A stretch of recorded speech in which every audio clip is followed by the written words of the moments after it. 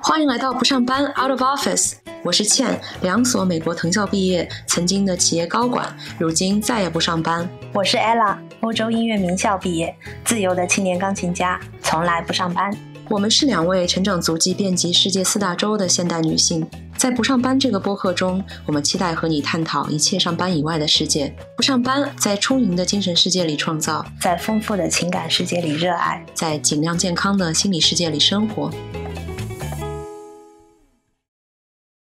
Hello， 大家好，欢迎回到不上班 Out of Office， 我是倩，我是 Ella。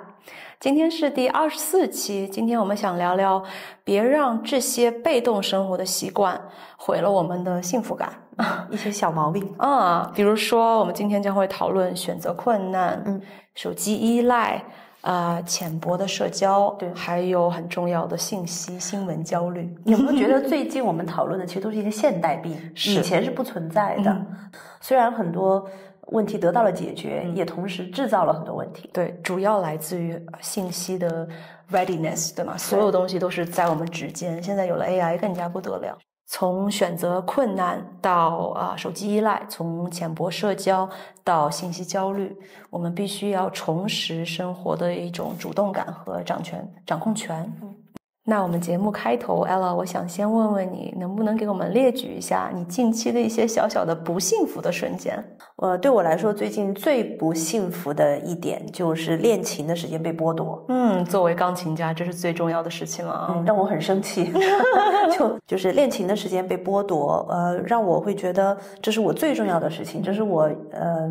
这是我自己，但是我却没有把这个最宝贵的时间留给自己，而是让给了这个插入学生的名字，具体是谁我就不说了哈。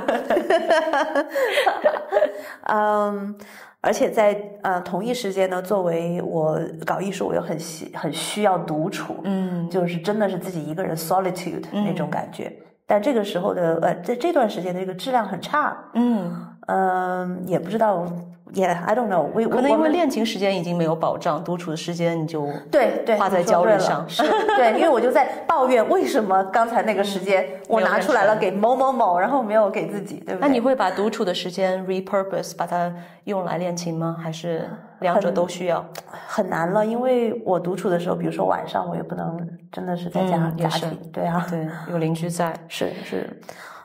还有就是我觉得最近有点跟伴侣都特别忙，他也忙工作，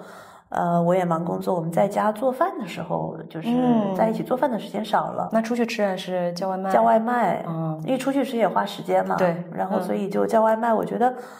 时间久了又不高兴了，对不对？我完全理解这种经常出去吃或者经常叫外卖的小小的不幸福感。对，我觉得这个很影响就是生活质量的，而且吃完也不舒服。对，你就会觉得那个没有爱，又是没有爱，又是没有爱。我是觉得肾脏负担很重，就是会觉得好像外面烧的和我自己家烧的，就是对于我的身体的这个生理的感受留下来的感受是不一样的。另外，做饭本身也是一种质量的时间，高质量的时间哈。我其实觉得生活的一部分幸福确实是来自于有这个时间和闲情去做饭，而且给彼此做饭更幸福。是啊，因为你可以照顾自己，也可以照顾对方。对，是一种爱的体现吧。而且这过程本身也是一种独处时间哈。是高质量生活的一个体现。这不就我们为了这个而来的嘛，对不对？我觉得是的。走完了全球，接受了各种各样的教育和钢琴的这个修炼，最后就是想做饭。其实是真的有道理的。我觉得想吃好的，就是生活的小确幸。上次说的这个低多巴胺事件嘛。还有就是不想再听到俄美中东的新闻。我们今天这期节目录制于3月8日妇女节哈，就是最近的过去的几周里，每天的新闻一天比一天糟，很糟糕，很糟心。对，就不听也不行，但是听了之后那个代入感确实有点重，有点重。对，待会儿我觉得我们可以多花些时间讲讲关于新闻、关于社会，我们到底应该怎么关注多少。是。决定幸福感，我觉得最近尤其吧，这一点很重要，做好很重要哈。是会影响到自己的心情的。对，我的最近一些小不幸福感，最大一个来自于拖延，就是大家看我可能做事情挺麻利啊，做事情很认真，但是我确实有这么一小株的这个类型的事情，我会拖延到最后一刻，比如说税务的事情、财务的事情，谁会想做那个？对，真的是不想做。在你拖延的这个过程当中，依然是像一个重量一样放在你的心上，对，放在你的脑上，每天都在吃你。没错，但是你就是不想去打开那个网站。其实最后你去做的时候，发现也就是那么几个小时，但是不知为什么，我就会让自己在这个拖延的长达有的时候几个月的过程当中，经历这种心理的这个挣扎哈。这个英语当中就是 weighing on me， 对吧？就是像一个重量一样在我身上。然后包括有些工作邮件，有的时候可能是因为我这个从职场裸辞了之后，我对于邮件这件事情有了很大的变化。就是有的时候我好不容易回一封出去，对方很快又回来了，我就觉得我不想看是你就巴不得对方3天等一会儿，对，因为他回了我就有压力想看，但是我也不会马上点开，有的时候达到了这个 Gmail， 他会提醒你，他说5天前收到这封邮件，要回复吗？然后还有就是我会懒于马上及时去看部分人发来的短信，因为我不知道你有没有这样子的朋友或者 contact，就是他回的短信，你会觉得有一点压力或者焦虑，有啊，很无聊啊，jokes， 我就想。你看，我倒不会是这种 8 a.m. 然后我还要去看你的 joke。No, I'm not giving you that。如果是不需要回复的，我觉得我无所谓，我都会点开的。对我来说，那种小小的焦虑来自于那个人有求于你啊，或者说他要讲一个故事，你要回复啊。然后我是一个不是很爱听语音的人，对，发现了。然后我有这么几个 contact， 就是爱发语音，不管什么年龄的，但是他会。就是像空灵的声音，在这个语音的信息当中持续3-4分钟，就讲那么一点点，来3-4分钟，而且翻来覆去讲，对，所以很多时候堆积的这种语音信息，我就懒得去听。对，还有一种很不舒服的不幸福感，甚至是产生生理的一种微微的恶心。有的时候我会让自己在手机上连续。可能刷个1个半小时、2个小时，然后回过神来的时候，放下手机的时候，有一种恶心感，我真的是反胃的。对，因为很多人说你是不知道你刷了那么久，你对着那个屏，而且本来它刺激你的那个对你的眼压就是特别不好，是有生理的伤害哈。而且我觉得准备这期节目的过程当中，我发现那些让我们不幸福的东西，可以总结成就是一种被动接收哈。对，越是被动的，你越是没有去选择下一个视频看什么，或者你觉得你在选择，实际上是算法给你在选择。有的时候看完了真的是一堆垃圾，或者说一堆情绪，对吗？那个时候我就会觉得我的大脑还需要很多的时间去休息，去重新回到原来的这个基准线哈。这种是让我感到非常浪费时间、精力和这个心绪的一件事情。对，我觉得像我们的工作性质又不能不在网上，对，要是在网上，但是同一时间又好像又很烦这个。对，所以这个平衡待会儿我们也花时间讲讲，我相信也有很多朋友有这个相似的困扰。你毕竟这个信息时代，如果说不通过网络去认知最新发生了一些什么社会的一些情绪等等，你也很难接触到大面积的这个世界，对不对？对对。但是平衡在于哪里？什么时候是认知，什么时候是学习，什么时候是就是在虐待自己的身体。对，他就像那个我先生就去年就把那个所有的社交平台都下载了，不是就是卸载了，对，卸载了。然后他好高兴，他每天说你就应该像我这样。另外，我觉得如果大家还不信我刚才说的这个看几个小时手机伤害有多大，你可以试想一下自己上一次读书读1-2个小时之后的感受，绝对不是那种微微犯恶心，觉得有点罪恶感，觉得浪费时间，觉得大脑还好像受了伤一样，好像眼睛变得脏了。对，读书1-2个小时应该很嗨，之后会觉得很舒服很开心。对，还有最明显的，我觉得一种不幸福感就是睡前如果掉进手机冻龄。千万别，因为它会让你的睡眠质量也降低。对对，那个蓝光本来就是一个很痛苦的东西。没错。然后第二天早上醒过来的时候，那种 shittiness。 Oh my god， 就跟喝醉酒一样，我觉得比喝醉酒还要严重。对，很多人觉得喝醉酒了睡着了好像睡得很沉，实际上这个睡眠质量是很差的。对，第二天早上见分晓嘛。对对对。所以第二天早上醒过来说，面对自己前一晚上做的很不理智的行为哈，你可能起来你会把自己打一顿在脑子思维里面，对不对？二次伤害自己，是。所以这个是不幸福感的一个这个 tanking 一个低的一个瞬间哈。我还会做一件事情，需要我自主去克服的，就是有的时候我脑子里面突然想起这件事情还卡着没有完成。然后瞬间我就会想，那件事情也卡着，那件事情也卡着，尤其是卡在别人那儿的，卡在比如说我无法控制的这些步骤上面的，被动等待的，未知的这些事情上面，那我会把这些一个一个事情全都列举在我脑子里面。其实理智的我会知道，1个月之后、2个月之后回看，发现这些事情依次也会解决的。只不过你在过程当中有那么一些瞬间就是在等待，对吧？被动等待。但是我有的时候大脑会让我做这样的事情，就是去一个个把它们全部列举出来，然后就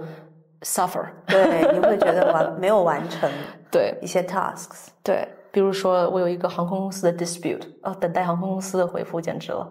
还有比如说厨房里面一团糟，然后我自己的什么税务问题等等。通常这样其实我得先把家里收拾干净，你做一些能做的事情，对吗？对，我也会，但是我就会把这个一件件事情全都列出来，把自己打一顿的感觉。你跟 Lev 很像beat yourself up 的感觉。对，然后突然一下就 overwhelm， 觉得对我该从哪一个开始？对然后至少那几个小时就很 stuck。关键是这些事情往往是我做不了的，就是我在被动等待的，这种失去控制反而是焦虑的来源之一。对，然后我还有有的时候在日照的这个一天的时间当中，我没有来得及出去走一圈，不管是什么原因，等到我回过神来想出去走一圈，已经是5点半6点钟，已经要黑了。这个对我来说是明显的不幸福感，因为我觉得在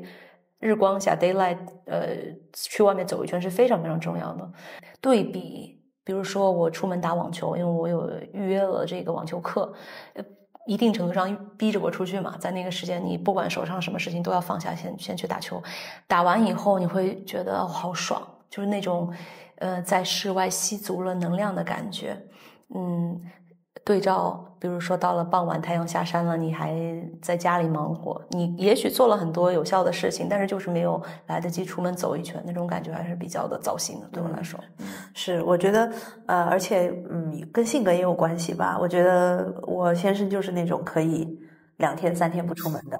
就在他的那个办公室里面把他想做的全部全部做了，他好高兴。但他是主动选择，他主动选择。我们回到这个刚才的小小的一个结论，就是很多事情会让我们现代人不幸福，主要是来自于好像被推动着被动着去做一些生活的选择哈。我觉得大部分时候其实我们自认为的主动选择其实是一种被动选择。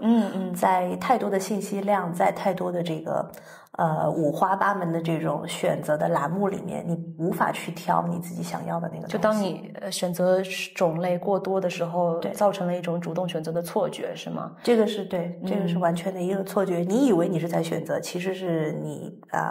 被迫在那个有的时候吸收很多信息。有的时候我会觉得为了一个不知道吃什么而想很久，到时候结果到了最后肚子已经很饿了，还没吃上东西，然后自己也很累了。所以选择疲劳也会造成你的不幸福，非常非常大的不幸福。讲了一讲我们最近生活当中的一些小小的不幸福感的瞬间，我们接下去可以花3个小专题的时间讲讲我觉得我们现代人经历的一些比较大的这个 category 的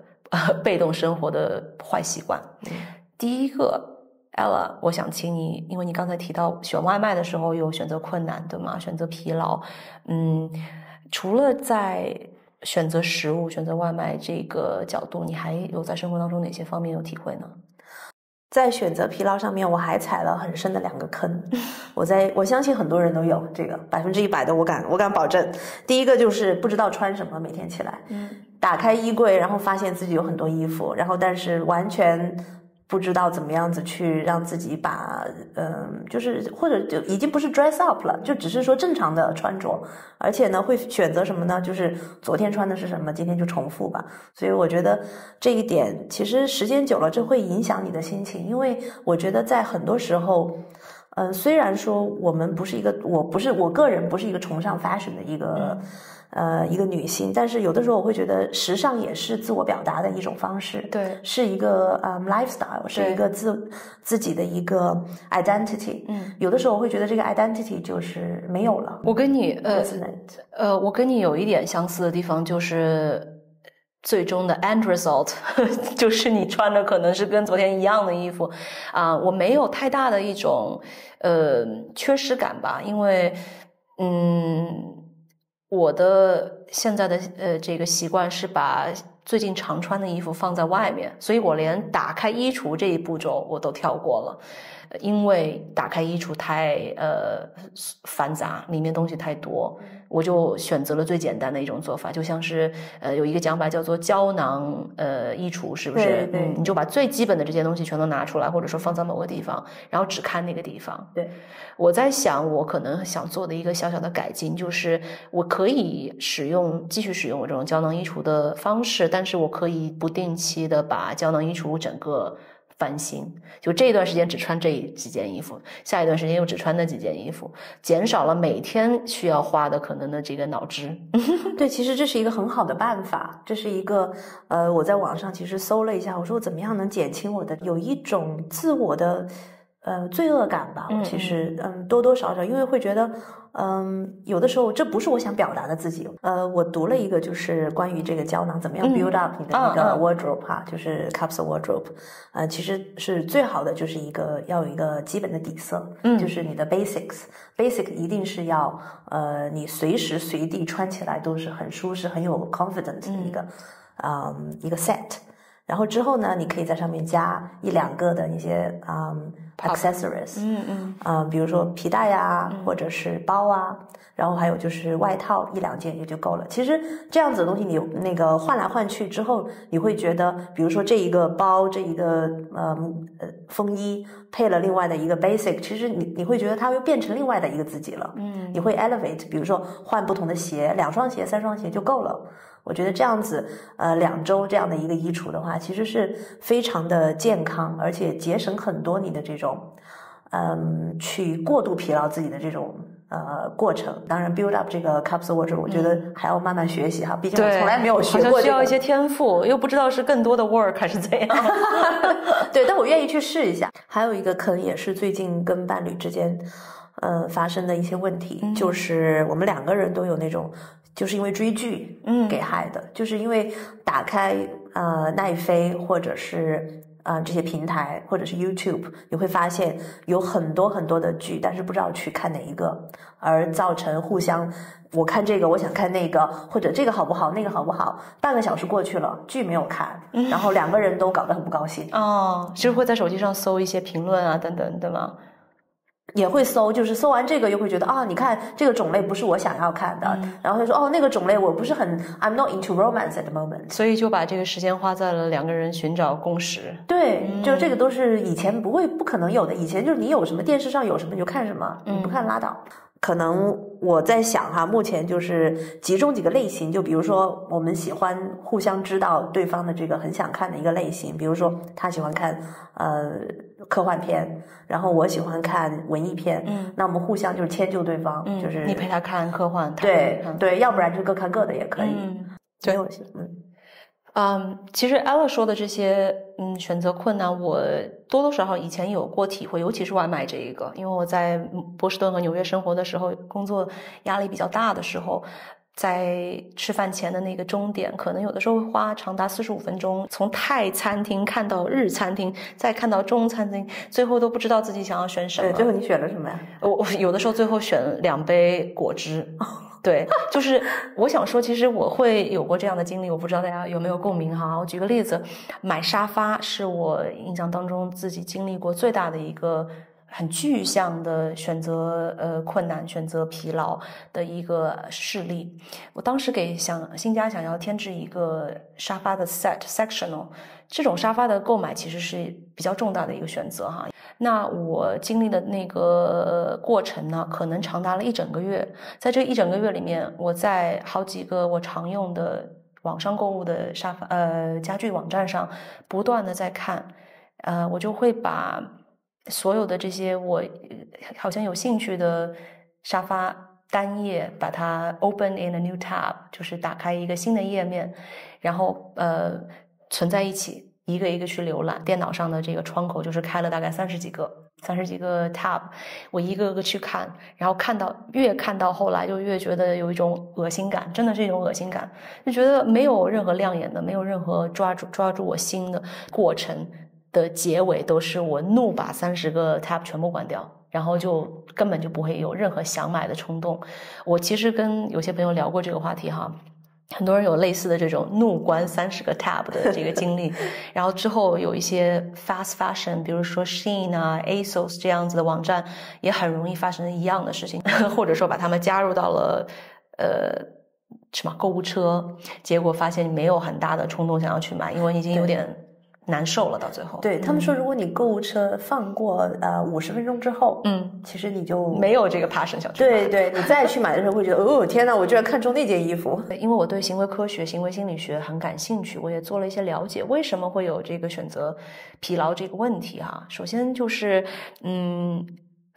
我们自身存在一些心理因素，完美主义啊，对吧？包括信息过载对我们的大脑产生的影响，那反而会让你更不想做选择，或者说你做了选择以后的满足感更低了，因为你会觉得哇，我从100种当中选出最好的那个选择的概率是很低的。相反，如果你只有3个选择，只有2个选择，你的成就感、满足感肯定是更高的，因为你觉得我那个选对的概率是很强的。然后还包括害怕失败。但对我来说，我最大的这个阻碍是信息过载和完美主义，就是你会希望能够选到一个 make sense 的，对有道理的选择。我跟你一样，对，害怕失败，我倒是没有这个，对我也没有，我都付钱了，我can来，对不对？害怕失败可能更多是就是更大的一些人生选择上面吧。对，我知道有一个概念跟这个刚才所说的这几点有相似之处的，就是 maximizer 这个概念。其实商学院当中有很多 maximizer，具体呢就是他会做任何的选择，想要最大化他的利益或者最大化他的收成，导致很多indecision， 就是最终无法做出选择，或者无法在合适的时间里面及时做出选择。maximizer 不是那么的快乐。那我知道了这些行为心理学的小小的这个智慧之后，我就会尽量去避免去踩这些坑。一些小小的这个贴士可以分享给大家，帮助了我解决了很多选择疲劳的问题哈。一个就是降低我的所有需求，需要做的事情就少了。比如说我要买的衣服少了，我买衣服的次数少了，买沙发不买了然后外卖也少点那当你把这些需求给 rationalize 的时候，你的可能会被 decision fatigue 选择疲劳轰炸的概率也就小了，这是最重要的一点降低你被欺负的这个可能性。第二个呢，就是我只把这些边角碎片的时间花在可能会出现这样问题的这个情景上面。比如说点外卖，我绝对不可能在我脑子特别的 sharp 特别清醒的想要去做高效的工作的时候去用。另外买衣服的时候我会aggressively filter， 就是非常非常严格的去做这个筛选。比如说我今天有一个很specific， 我有一个非常具象的一个要求，就是我要买一条超过膝盖的黄色的裙子，那我就真的是只把它选成这个midi 对吧，是叫 medium length midi 或者 maxi，然后是 yellow， 然后是我自己的尺寸，然后是我能够接受的这个价格范围，只看出来的结果。再有一些不是那么重要的场合，比如说选外卖，我觉得确实不是一个最重要的一个事情所以我就会在这样的选择上给自己设定 artificial 的一个 arbitrary 的一个要求，就是最多只看3家，然后我就只在这3家里面选。这个3是来自于 nowhere， you can make it 5， you can make it 6。对，我觉得因为有的时候你会觉得这个 abundant 不是一件好事，太 abundant 了，对不对？我觉得我们知道它不是一件好事，但有的时候无法就阻止它的对掉进那个陷阱，对是就是，而且现在的各式各样的，它其实就是为了让你留在它的那个陷阱里面，它不想让你就是松开，像我们上一期抓到，对，像我们上一期提到的多巴胺的陷阱哈，这些所有的东西，我们看多一个页面，看多一个外卖的选择，是系统设置好的，是我们的大脑被算计了的结果。还有一个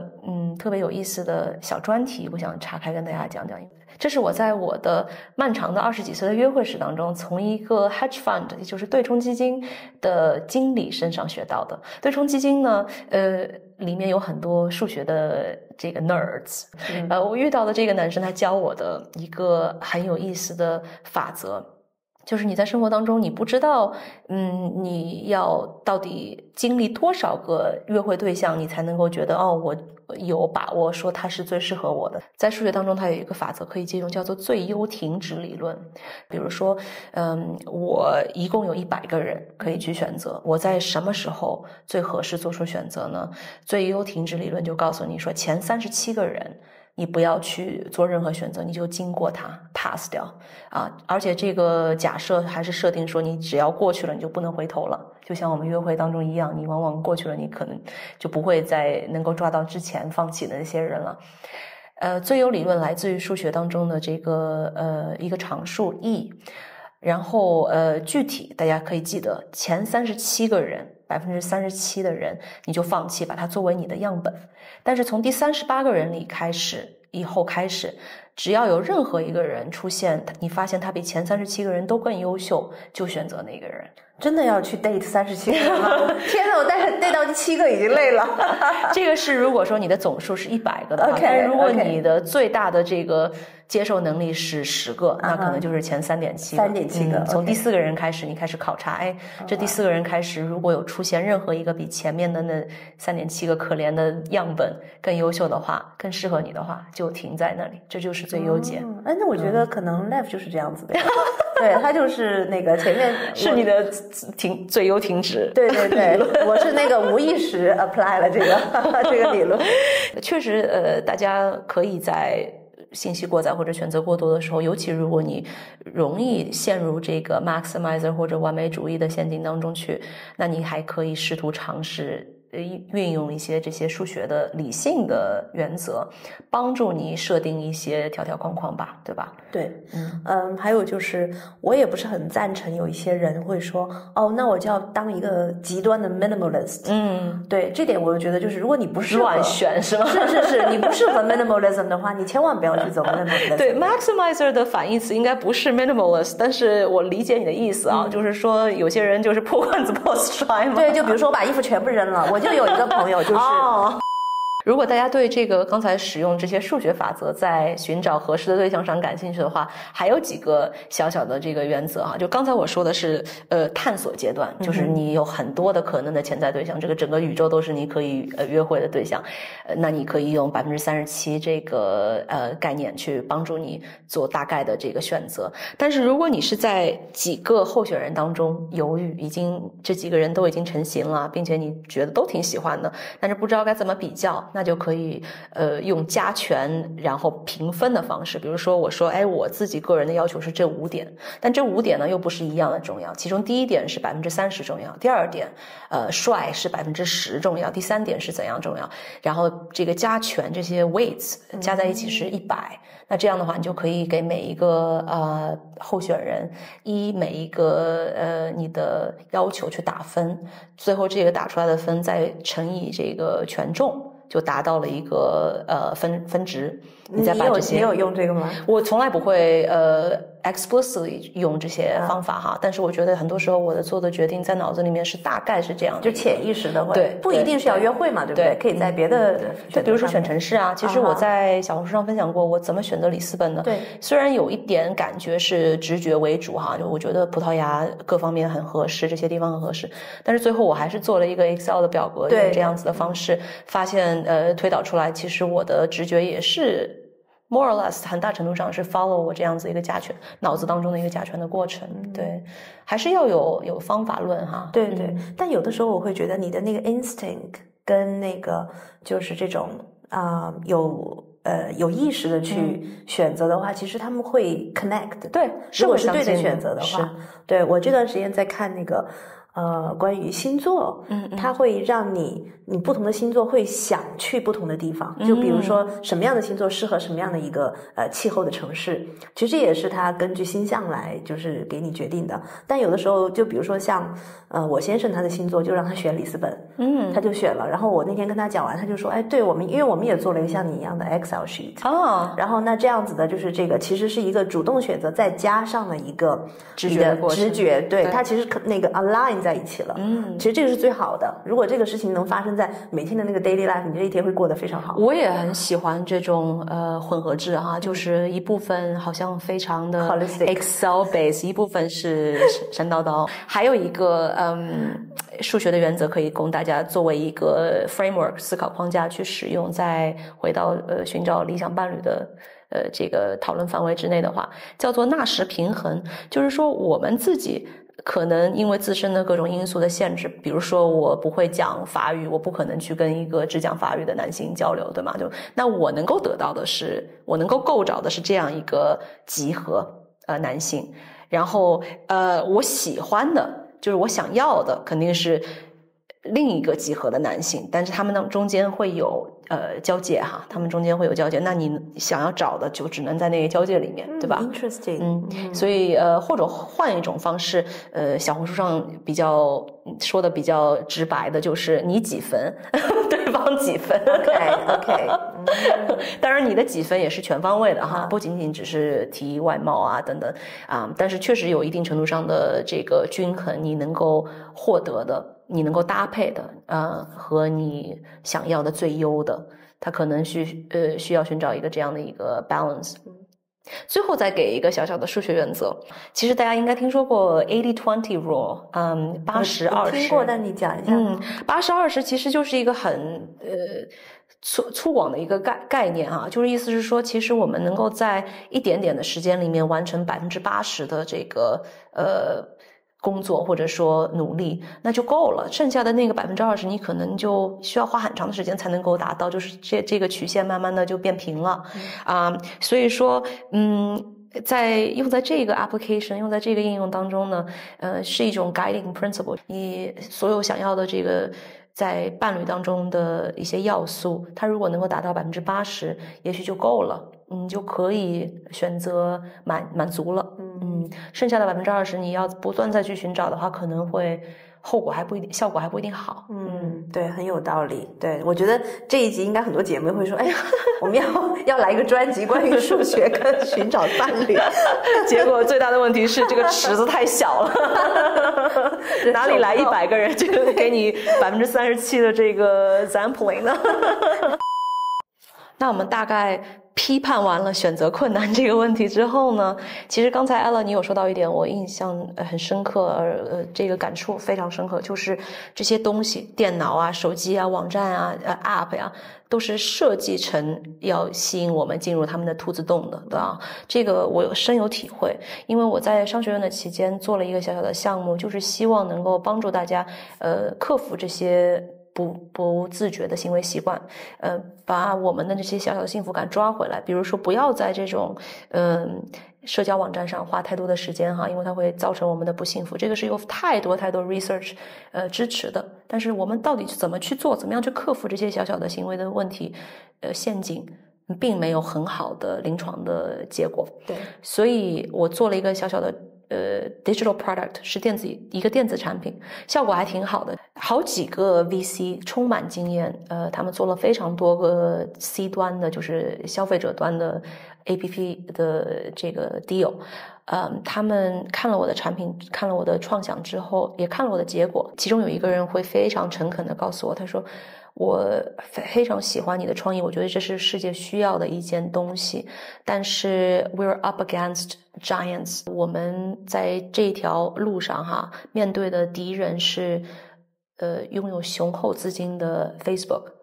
然后包括还有什么 Google， 包括 YouTube。像我在阿里的时候也有类似的体验，就是天哪，我们的工作就是让大家在手机上陷的时间更长一些，在我的体系里面，在我的 APP 里面花的时间更长，消费更多。我真的能够对得起自己吗？对，是吧？对，所以有很多这样大厂出来的人，他建立了一些 NGO， 但都是目前来说都是螳臂挡车。那天跟我一个好朋友，他说他搬到葡萄牙，他最大的感受就是他在这里开始生活了，有很多事情是要自己去做的。是的，他说在国内他一个app 就是解决所有的问题。他说他来了这边就觉得至少很多东西是要靠自己去做。我想吃什么，我要去做。对，要不然我就没得吃。然后，很多东西是要通过努力，生活你要通过努力，你才能感受到那个快感。对，就像如果把你背到珠穆朗玛峰上面，估计你可能没有那种。是的，在小红书上的话，会有人说哦，你这么喜欢中国，这么推崇中国的这些东西，为什么不回去或者怎样？其实对我来说，我最大的一个原因就是不想把这些便利当成一种习惯，当成一种就是日常接受的东西。像我去年选择回国1个月去旅行哈，那1个月就很幸福。但是我想把自己12个月都沉浸在这样子的便利当中，你就会失去了一些那种快感了。对，为什么李子柒要？对，要从头开始，对，要开始从播种开始。我觉得李子柒的火，其实大家也可以理解，就是我们每一个人本能的、内心的都有一种对于这种真正的 fulfillment 的成就感的追求，但是很多人没有这个途径，就是因为实在是太方便了。我不可能去从播种开始去种一个紫薯，我直接网上找已经做好紫薯蛋糕的人给喂我。所以其实第二个专题我们讲的是手机 iPad 这样的瘾，包括这种 APP 哈，所有的东西都是在你的指尖就能够掌握。还有就是短视频，这一系列如果我们归在一起讲的话，是一个巨大的人的幸福感的黑洞，我甚至是觉得是整个社会的幸福感的黑洞。对，去年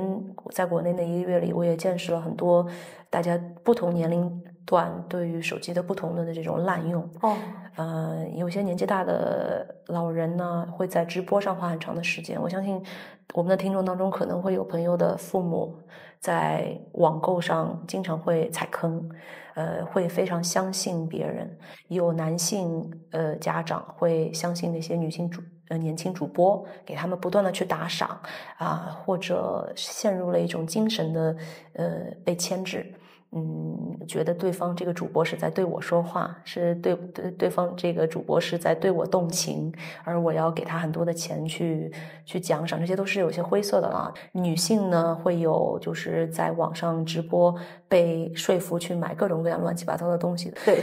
而且还说不起。我刚才提到这2种老年男性、老年女性的情况，其实小辈们根本就没有办法去干扰哈，是一件我觉得有一点可怕的、代价比较大的事情。年轻人呢会有像我们刚才说的这个外卖啊，包括各种平台的这些依赖，同时还有对于什么照片的追求啊，对于社交媒体的追求，过度活在一种美颜当中，过度活在这个刷手机当中。因为其实你自己想要去表现，去发朋友圈、9宫格等等，我觉得这些其实都是逐渐让我们活在了一个虚拟的，并且幸福感并不高的一个陷阱世界当中。我最近发现的一个新的社交软件叫做 Substack。上面我觉得天哪，看到宝，因为它是一个用最老的一种方式，给你一个 mailing list 邮件，对，然后让你去关注你喜欢的作家。这个在国内的话，对应可能是像小报童这样子的，豆瓣是吧？豆瓣也可能是吧，但是 Substack 是以邮件的形式给到你的，是吧？对，就有一种回归到原始状态。对，我觉得这个特别好，然后就不会被干扰到嘛。如果这个平台的这个观众就是大家的这个互动是非常有爱、非常 supportive，我会更想在这个平台待。就比如像 Substack， 我就会觉得特别的有爱，然后大家都感觉都是文人。我也想是知识分子，但是又觉得这个好像是有点 alienating。其实我们走到一个小小的圈子里面，这个圈子跟我们的自己都是比较相似的，那肯定是更舒适的。但是你可能也会得到更多的回音，就是 echo chamber 的这种反馈，因为你已经选择了你喜欢的这个写作者或者opinion writer， 你知道他大概会写什么样的东西，不会让你感到反感，然后喜欢他的人，他的其他的 follower 跟你也是相似的人，所以这个 by default它的设计就是会让你觉得感到了 validation， 对，它也会 draw you to， 对，我觉得这是一种舒适，也是需要的。我觉得对我来说就是看《纽约时报》大部分的内容不是所有的内容我都非常的同意，但是这就是我当做一种娱乐，当做一种舒适来对待。同时我们可能还是需要把自己放到一个不那么舒适的地方，但是你要把自己的接受，把自己的这个 calibration 给掌握好，因为否则你有可能会陷入到很愤怒的情绪当中，或者很焦虑的情绪当中。就我现在让我看一本书，就是一个 physical 的一个 book， 我都会觉得很痛苦，就是因为可能眼压就是不平衡，所以呢，我现在会选择什么听书。对，听书让我会觉得让一个好像这个耳朵帮我减轻了很多负担。我知道也有很多朋友有这个听书的习惯，有的时候会上瘾的，因为听书你就会很快，就一本书特别快速的把它阅读完了。对，实际上我比较过就是阅读时间和听书时间对比的话，其实阅读还是更快，但是你没有办法把很长的时间花在这种非常高强度的阅读上，你眼睛会非常的累，脑子也会非常的累。但是听的话，虽然花的单位时间要长1倍左右，但是你可以长时间的把自己放在这个听的这个环境当中去。我很喜欢做的，比如说做完了烘干这一个 cycle 之后，一边折叠衣服放回去，一边听书或者新闻，或者换床单的时候，这些时间都是非常适合于再加一个input 输入的，这是一个方式，像一个 therapy 一样，有一点很舒服。我这2个星期是刻意的，就是去避免这个就是眼部的疲劳。对，因为我觉得确实是眼睛有很大的影响。对，这段时间我看人都会清楚一点，对方跟我招手，我知道那个人好像是卖面包的大叔，以前会看不见的。是，我觉得信息的获取确实是我们的人的精力是很有限的你如果这个很 unintentional， 就是非常不自觉的就不小心就把你的眼力花在了3个小时的刷手机上，或者3个小时的刷剧上，会有一种难受的感觉。对，就像你说会想吐，想很恶心的感觉。我觉得像是连着脑子。对，有的时候头疼。然后那个 Liz Gilbert 不是说，他说你要把 give them your rubbish time 他说他那个早上的时候是他的 sacred time， 是。然后他不管 I love you so much， 但是 I'm not giving that to you 这是我的。是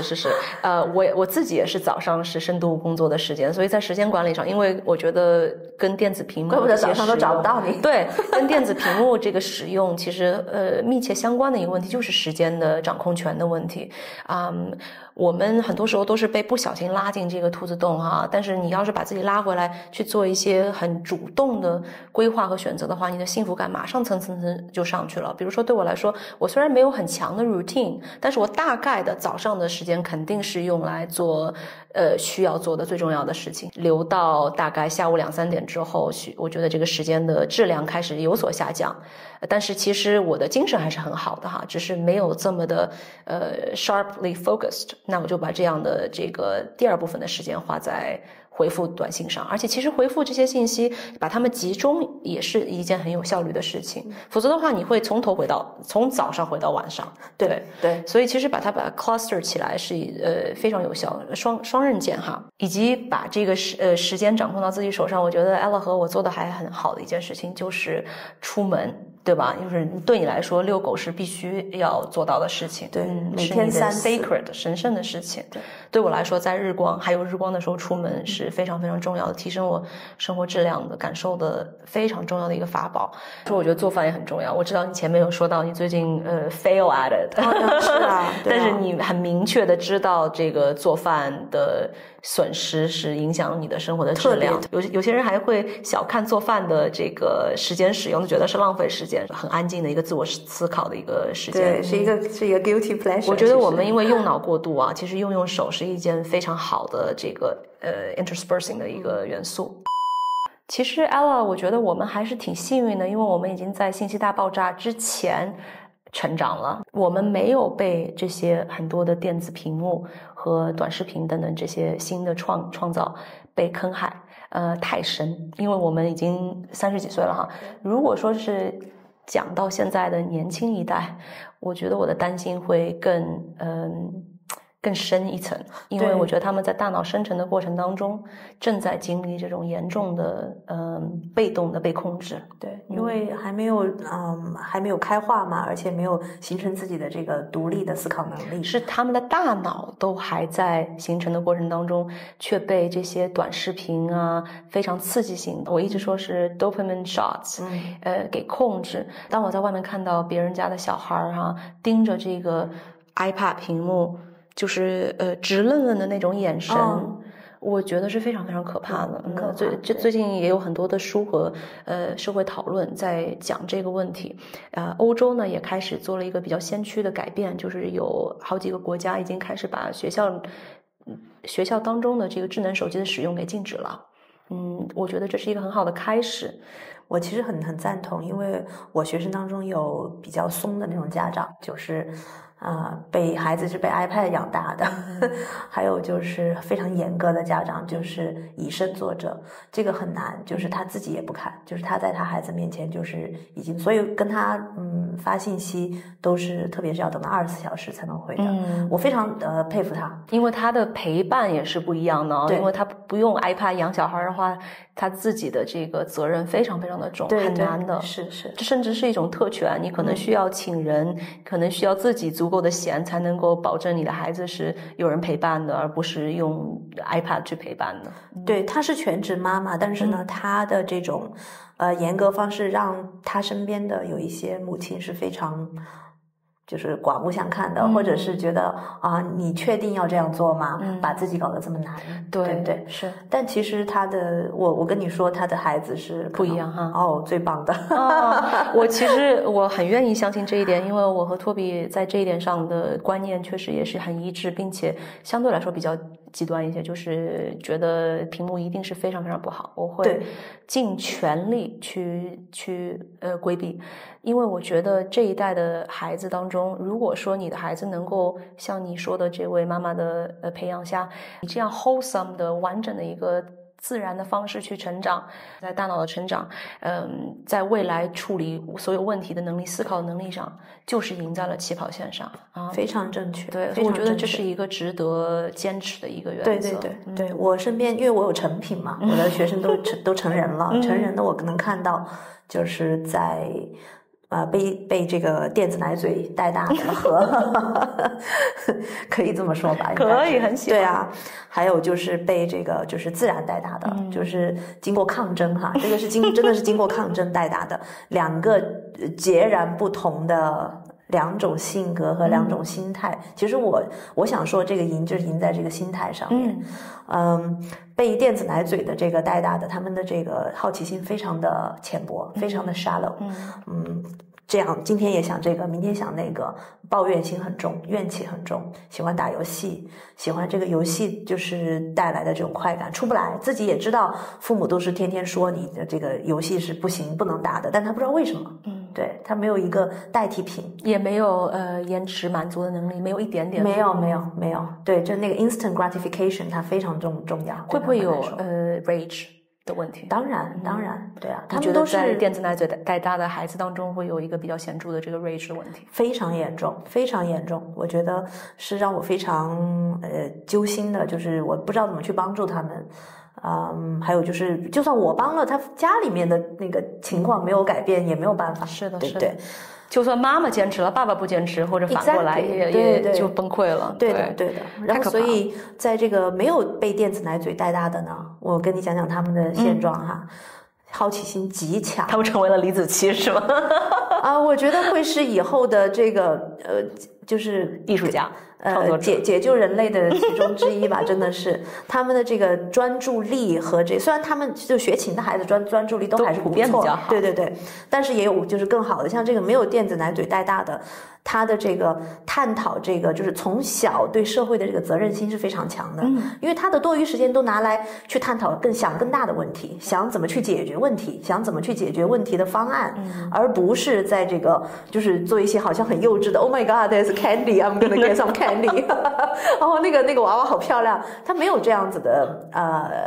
就是这种好奇心了，他的好奇心更大，他的这个想去可能对世界的这个征服欲也更大。我不知道这个是好是坏哈，但是目前我会觉得他们非常有趣，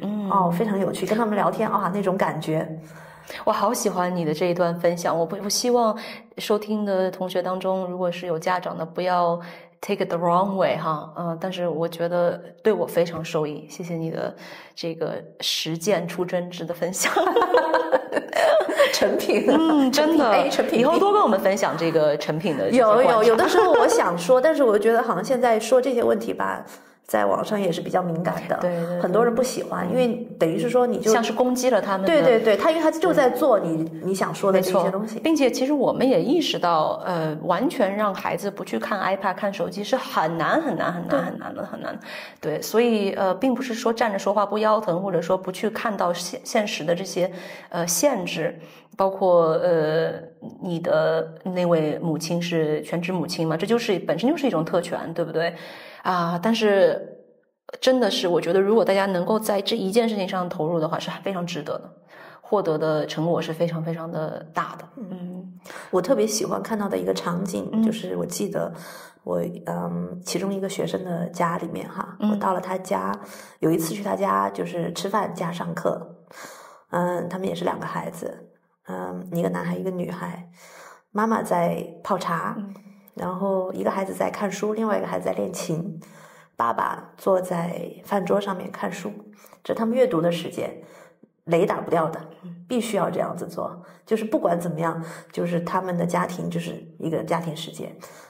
电视是有一个电视在，但是没有插任何的，没有 box，就那电视估计感觉是很久以前的这个，就是一个装饰品了。然后就一个，然后就是家里面没有任何的就是这种电子产品，就除了电脑还有一个 iPad， 其他的都是就是禁止了的。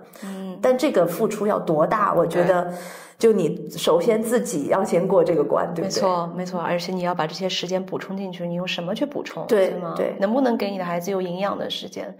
啊？否则的话还不如看视频。对，我觉得以身作则陪伴肯定不行。是，对，特别这个不要小看父亲的角色。我觉得在这里面很多人说妈妈是教育要靠妈妈，这是因为父亲不想做，全丢给了妈妈。对啊，但是你这个父亲的角色在这里面是非常重要的。那说完了孩子可能会下一代可能会受的影响，我也想说说对我们来说切身体会的影响。我是作为一个例子吧，对于小红书这样的社交媒体的使用，我自己的这个进化过程是从完全不了解这什么东西到一下子就被吸引进去，因为我发现哇塞，内容真的很不错，有很多很优质的东西，但是逐渐我也发现 Oh my god， 这个评论区怎么可以吵成这样，或者说有这么大的戾气然后时间长了就什么都能够看得到所以挣扎了可以说有一段时间因为从是一个极大的这个信息消耗者，变成一个甚至 detox， 就是完全戒毒戒小红书，我戒过好几个月，然后现在是达到了一个可以说是一个平衡吧。对，我觉得你现在很健康啊，但是我用的很少代价可能就是我的账号不会有很大的这个起色，就是因为我没有在里面花很多的时间，因为它确实是一个 sucker for your time。对，你不付出是很难得到收获的。那我自己形成了我所谓的这种科学上网上小红书的办法，如果总结下来的话，就是只发内容，因为我有一个账号要 maintain 我一个星期至少发1条，然后获取的话，我只去定向去查询信息。难得给自己浏览时间的时候，我就要求自己去看一些让我感同身受的事情，或者说让我觉得是美好的事情。我经常会去有意识的去给比如说刚结婚的姐妹说祝贺，或者说给刚生小孩的姐妹分享她自己的艰辛的这个复杂的道路啊，那我会给她鼓励。我还经常刷到在美国因为身份问题或者因为工作的不顺利的分享自己的 burnout 的那些姐妹，也有兄弟啊，我就会给他们很真挚的鼓励，或者说给予一些前方的这个来自前方的报道。不仅我自己在写这些正向的评论的时候得到一些快感，我也希望这个作者或者说其他的参与讨论的人能够看到更多的正向的东西，能够繁殖。对，所以这个是我现在总结出来的科学使用方法。只发非常好，只定向查，然后如果浏览的话只留正积极的东西。对对对，因为你是 intentionally 去 set 一个就是自己的一个对，其实就是一个 filter 了，对不对？自己去 shape 我自己的小红书体验了。对对对，这个就很好。其实我在管理我们小红书账号，因为我是一个creator， 我不是一个 consumer，我很少去 scroll up and down，除了就是在我眼前的那2页，就是如果对过了眼前我就不会再看的，所以我 miss 掉了，也不是我 intentionally， maybe I am。比如说哈，我 follow 了一个比如说我在 Substack follow 了一个作家，他其实 cover 了时尚、生活方式、写作、审美，我觉得已经够了。他 cover 了这些内容，就是我吸收他的这一个人的养分，我觉得非常好了，已经就他给足了我的那个就是需要的这个信息。我不知道你有没有试过这样子的。说明在这一点上，其实你没有受到选择疲劳的问题的困扰，就是你选择满足。如果说我想要去获得更全面的信息，我可能要去多去搜索几个不同的信息来源呀，对吧？然后去看看别人的这个 comments 啊，对吧？获得一个比较整体的一个感受，analysis 一个分析。但是这个代价就往往是在过程当中会吸收很多杂音。对对，这个代价，我今天还跟我的朋友讲到这个关于 Airbnb， 问我有没有去看过这个里面的负评。然后就是差评，然后在想，天哪，看完差评，你这个代价选不出来了呀。对呀，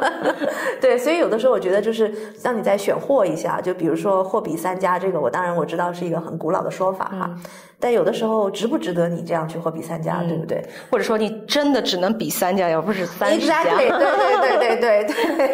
对，就是你如果允许自己接受这么多信息的话，你要有充分的心理准备去做这样的筛选，并且承受它可能给你带来的额外的这些焦虑哈。是。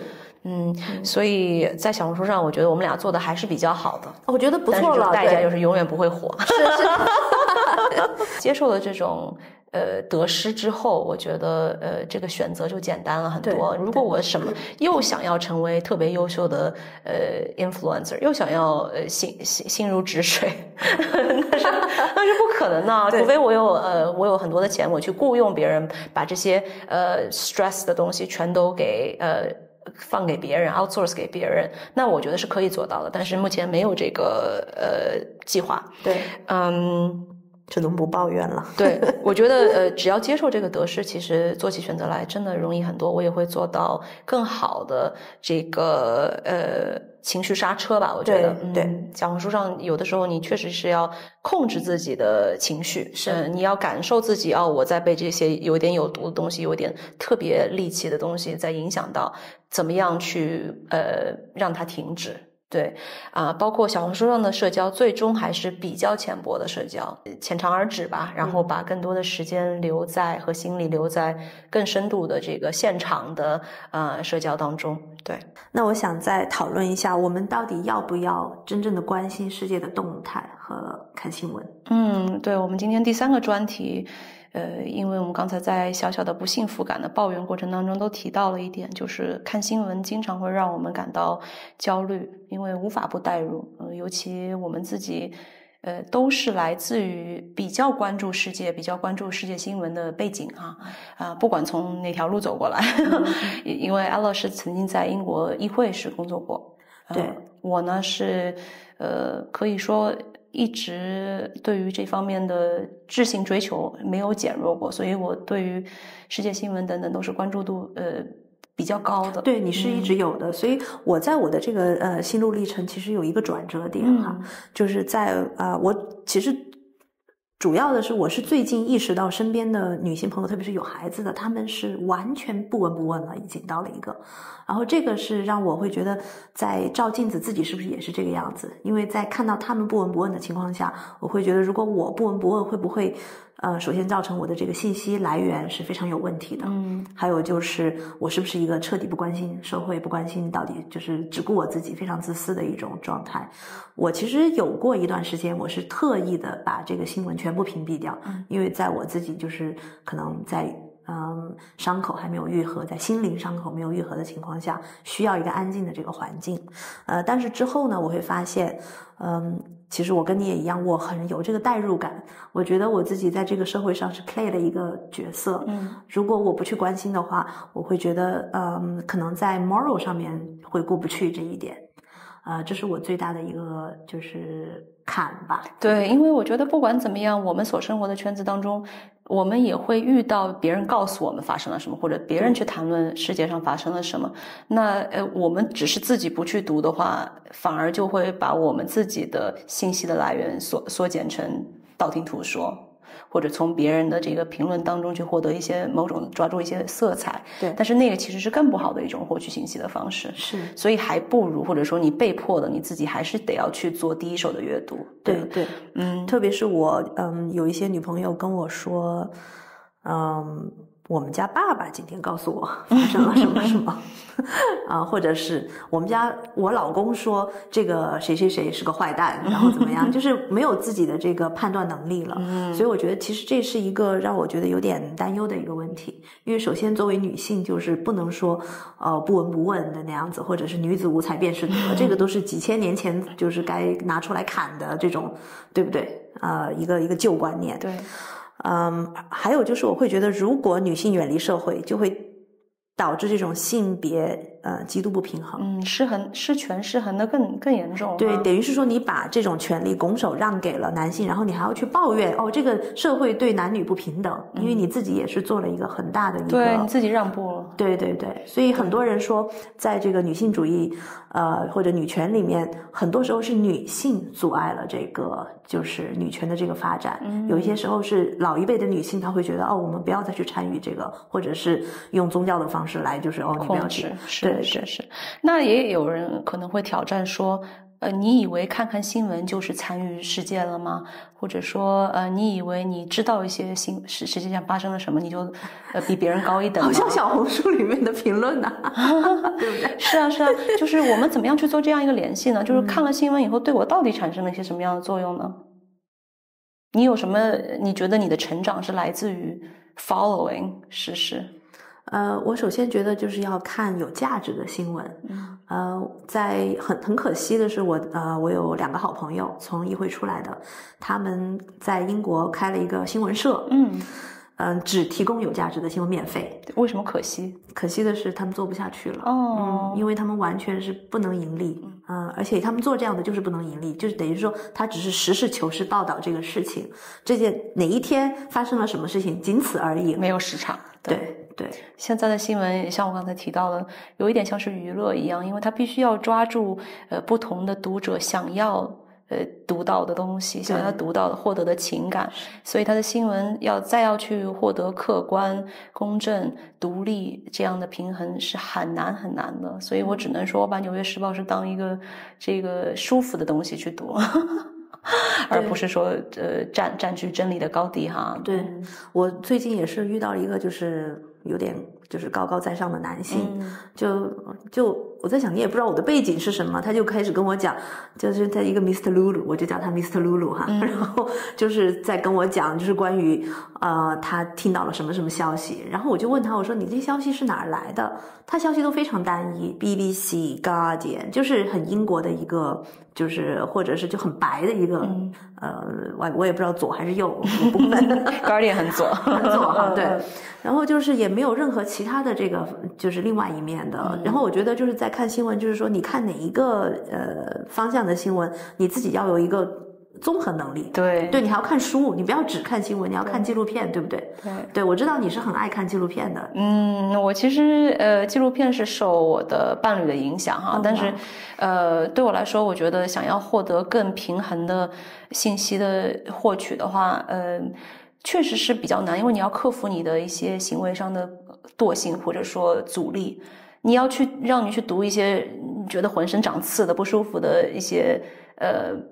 舆论，包括看一些你知道其实是跟事实有别的那些偏右的媒体，你又会觉得不舒服。所以这个平衡到底怎么去掌握，我以前开玩笑说美国的媒体也不公正哈，中国的媒体可能我不管说什么最公正的最接近事实的会不会是就是中间，你如果两个国家划一条线的话，中间是哪里？是海湾地区。然后你别看这个 Al Jazeera 这样子的媒体还真的是我很喜欢他们挺公正的。对啊，我很喜欢他们所以其实挺有意思的，你大家有兴趣的话可以去翻看一下这个海湾地区的一些比较大的信息的媒体 outlet，他们的这些角度既没有中国咱们这边不说了哈，对，也没有美国这些西方的非常 condescending 非常高高在上，觉得我要把中国和俄罗斯塑造成一种什么恶人形象的，是任何讲中国的都是一种感觉很恶心的那种语气。天哪，对，但是 Al Jazeera 就是一个比较典型的例子。我挺喜欢他们的，是我 follow 他们 YouTube 好多年了已经是。我就一直有一种想法，就是说我可能要放弃寻找所谓的真理和事实，但是如果说有什么东西跟它相对比较接近的话，可能就是 somewhere in the Middle East。 对，我觉得而且很多时候就是其实你的自我的评判能力也很重要。是的，对，我觉得我们都不是那种会非常疯狂的执着于某些信息输入的人哈。对，但是也有对人群当中的另外一部分人，好像他看到了什么就是紧紧抓住，然后就会信奉为是真理，或者说信奉为他的这个投票的原因啊等等single issue 等等。但是对我个人来说这是一个 non-negotiable 关注社会关注新闻，即使这些新闻有的时候让我再感到恶心，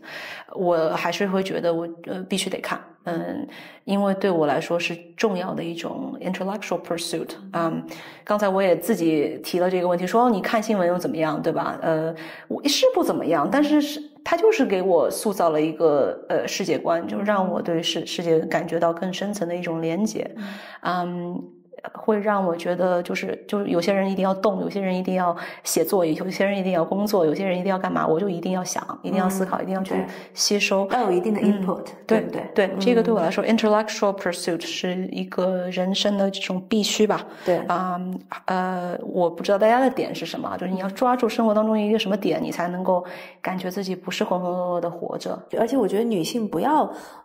就是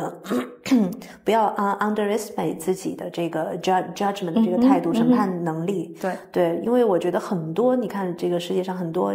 好的 journalist 都是女性。对，并不一定这个角色就是要给男性，说不定你的这个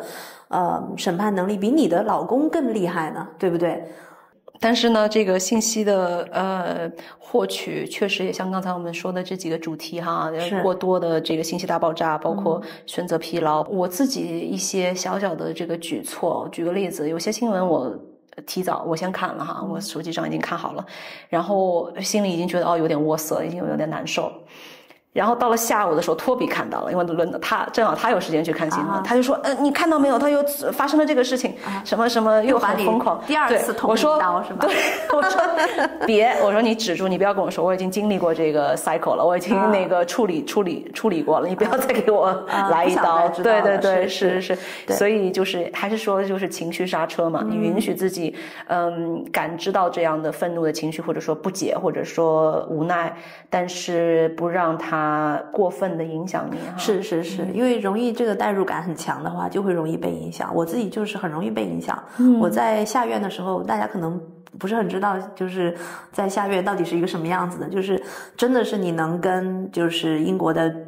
第一把手，就是基本上天天能见到，就是他们就走来走去的，而且他们也没有架子，他就是没有保镖，他在上班，没有什么保镖。然后所以我觉得可能近距离的跟他们接触了之后，你就会觉得 OK， 大家是在工作的一个环境。对，也能看到有很多就是就是这个参与人员是非常上心的，他们非常努力的在工作。也能看到了这个就是无奈，因为有的时候你这样的一个团体解决不了所有的问题，对，这个问题是你解决不了的，你只能够期待下一个也许能解决现在的这个问题。对，所以我觉得这个代入感就是自己要去不停的调整。有的时候你可能这个 spectrum 到了一个红色，你觉得 OK， 自己已经花了很多的精力在这里面了，不要再去再投入太多。有的时候特别是那种disaster news， 对不对？就哪里出现了一个就是一个 disaster， 你整个人就会很难受，对不对？是。对，再加上这些他的代入点就是想让你去捐款，想让你同情他嘛，把他说得很惨，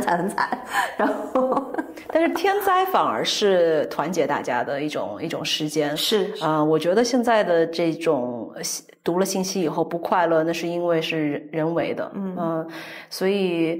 这个信息的断舍离我觉得我还有一个很重要的点，就是我发现有些人比其他人更容易被操纵。我经常开玩笑说所有人都一定要去学统计学。为什么？因为你如果学了统计学，你可能就被这种数据的过度的这个摘取，你对它的免疫力会强很多。就你会很客观的去看它这个数据。是 okay， 你会质疑一些写作的方式，质疑一些展示证据的这个方式，可能会成为一个更好的辩论者。即使只是就是单方面，比如说我看了一篇文章，我跟这篇文章在发生辩论，对吧？我就会说，我不太幸福，为什么？因为你没有展现这个我想要知道的对照组或者怎样所以其实说是一个开玩笑说大家都应该去学统计学，实际上我觉得真的是一个很重要的课题，就是大家要看到自己很容易被操纵的。所以我看到一些人云亦云的，或者说被一个标题就吸引过去，然后深刻的相信，并且从此以后不断的去搬运，去向其他周围的人去分享说你知道吗？95%的什么什么什么是什么什么，你都不知道你在说些什么。对，还有就是你要看这个人的 credibility 是什么。比如说他是一个20岁的一个小年轻，教你怎么做人，就是首先你是谁呀，对不对？你为什么要去花时间相信他？对不对？所以在选择这个信息源本身，你就严格一些算了，反正你时间也有限嘛。对。那最后我想说又是一个小小的专题因为我在小红书上也经常写 ZZ 问题、政治问题那个叫 ZZ 问题然后比较熟悉我的一些读者，他可能会给我发一条私信，我经常会得到的一些问题呢，就是我怎么样不去愤怒呢？我怎么样不去这个生这个右边那些人的气呢？我怎么样去理解他们跟我分享着同一个国家，分享着同一个地球，怎么可以跟我这么的不相同？在我看来这么的自私，这么的无法理解，这么的无知，这么的不受教育，这么的whatever， right， 这么邪恶。所以有的时候我会要回答这样子很难的问题，因为我对于我来说，我这个问题我自己也没有获得一个很完整的答案，这整个是一个 work in progress 的过程，在不断的摸索。我觉得一定程度上对我只能现在寻找最有用的答案，而不是说最正确的答案。对我来说最有用的答案就是跟那样的人也做一定的断舍离吧。我的一位前任的母亲在我的观察下，她就是做了完全相反的事情，她在做不断的这个情绪的投入，她就是要跟那些右边的跟她政见不一样的人斗气所以她把自己变成了一个非常非常不快乐的人。她看到新闻，她真的是每天的新闻每天不好，他每天生气。对这多影响寿命。我的做法就是一个是与那样的我完全无法理解的，无法这个感同身受、无法赞同的人，跟他们保持距离。其实也有天然的距离，我不住在他们住的地方。对，因为很多人说左边的人他会有一种 moral superiority， 对吧？就是你好像在道德上你觉得高人一等，你占据了道德高地。我觉得把这种占据高地的想法，替代掉，把它变成一种中立的，我就是不理解。就是没有带好坏的啊，我知道的更多，你没有上过很好的学校，所以你愚蠢怎样，或者你无知，或者你自私，不要用这样子的有带好坏的方式去看待。我就是更 care 全体的快乐，全体的公平，你就是更 care 自己家里的治安和自己家的这个welfare 这就是不同，没有好坏，我只能逼自己这样接受。我觉得反而对我的总体的 well-being 精神上的这个健康是更有帮助。我最近有一个读者就是接你这个问题，他给了我一个意见，就是刚好接上你这个我想到这一句话了。他给我意见，他说他就做一个他是什么人就是什么人了，就是他说他发现不敢再发朋友圈了，不敢再就是就是觉得说了什么别人都会都是刺，就留给自己就好了。对，他就说那我就做自己，就是我就是这样的人，我就把所有的观点我就发出，我发表，然后你爱怎么评价就怎么评价，我就是这样，我是一个不完美，我是一个有偏见，我是一个有自己的这个倾向的一个人，对，我并不是一个我什么都能够做到最好的一个人，所以我觉得这也是一个 approach， 对不对？是，我们现在都是在自救啊，都是在谈论自救。对啊。那我还有几个自救小妙招，我不知道大家能不能受用。一个就是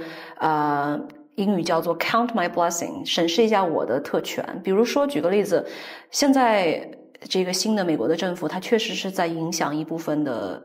跟他政见不同的人。比如说你如果是在大学里面做科研研究的，你可能就受到很大的影响。但是说实话，以我现在所在的位置，我可能还有这个 privilege 和这个 luxury 去说，我只不过是情感上受到一些暴击，我没有真正被实际上影响到多少但是这也是有一个界限的哈，就是你不能完全不闻，把自己放在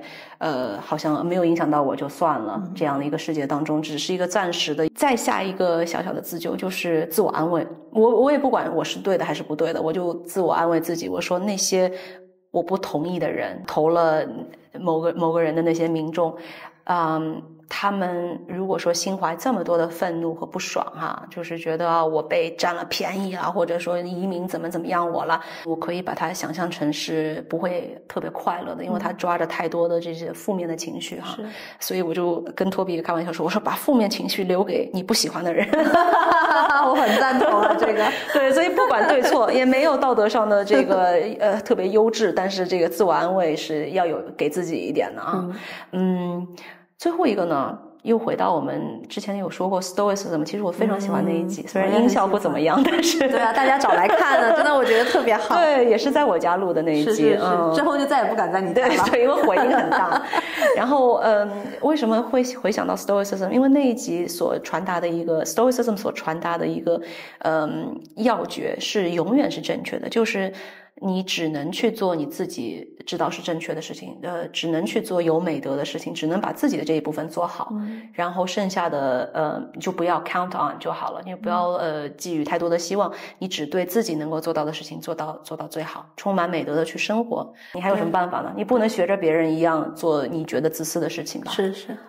对，所以这个是自救的最后一招。对，我觉得就是有的时候你会觉得我就是保证了自己的这个首先安全，还有就是